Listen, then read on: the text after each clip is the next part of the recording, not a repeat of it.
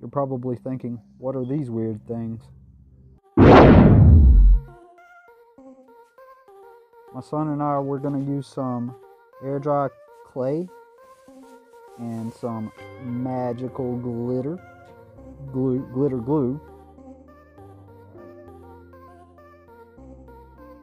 These are cabinet knobs, old cabinet knobs that we're turning into something cool.